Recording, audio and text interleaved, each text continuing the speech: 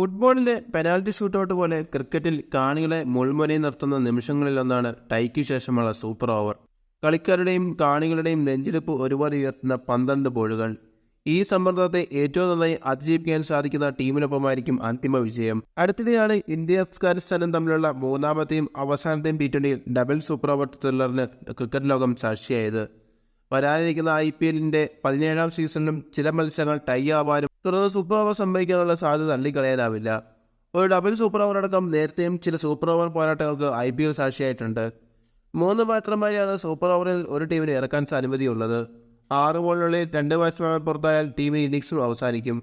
വരാനിരിക്കുന്ന സീസണിൽ ഓരോ ടീമിനു വേണ്ടിയും സൂപ്പർ ഓവറിൽ ബാറ്റ് ചെയ്യാൻ ഏറ്റവും മികച്ച 3 ബാറ്റർമാർ ആരൊക്കെയാണെന്ന് നോക്കാം.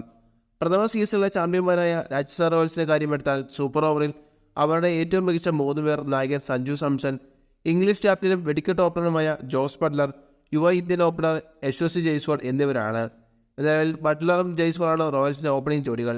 സൂപ്പർ ഓവറിൽ സഞ്ജുവും ബട്ട്ലറും ആദ്യം ക്രിസിലെത്തിയ ശേഷം മൂന്നാമനായി ജയ്സ്വാളിനെ അയക്കുന്നതാവും നല്ലത്.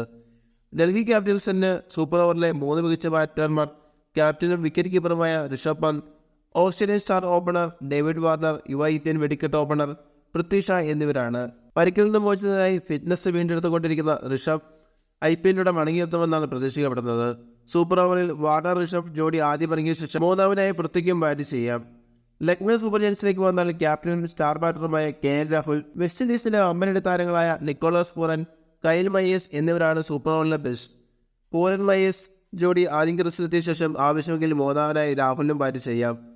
പുതിയ ക്യാപ്റ്റൻ ശുഭ്മാൻ ഗില്ലിന്റെ കീഴിലാണ് ഗുജറാത്ത് ടൈറ്റൻസ് വരാനിരിക്കുന്ന സീസണിൽ ഇറങ്ങുക. സൂപ്പർ ഓവർ കളിക്കേണ്ടി വന്നാൽ ഗില്ലിനൊപ്പം സൗത്ത് ആഫ്രിക്കയുടെ ഡേവിഡ് മില്ലർ, ഫിനിഷറായ രാഹുൽ തെവാത്തിയ എന്നിവർക്കും GTക്ക് പരീക്ഷിക്കാം. ഗില്ലും മില്ലറുമാണ് ആദ്യം ബാറ്റിങ്ങിന് ഇറങ്ങേണ്ടത്. മത്സരം ഫിനിഷ് ചെയ്യാൻ സാധിക്കുന്ന തെവാത്തിയെ 3ാം ഓവറിലും നയിക്കാം.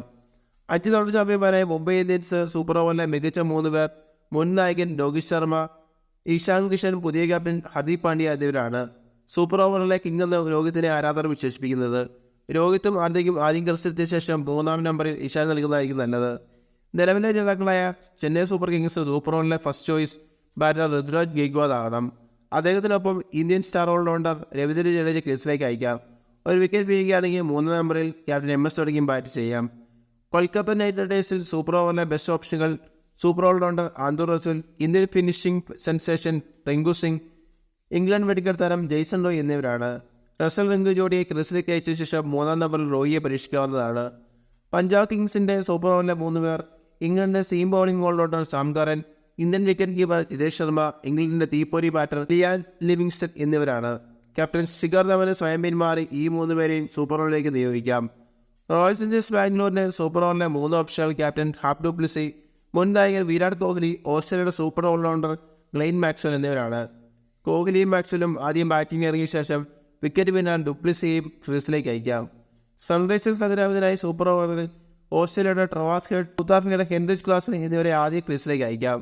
ഇറക്കാവുന്നയാൾ ഇന്ത്യൻ യുവതാരം അബ്ദുൾ സമാദാണ്.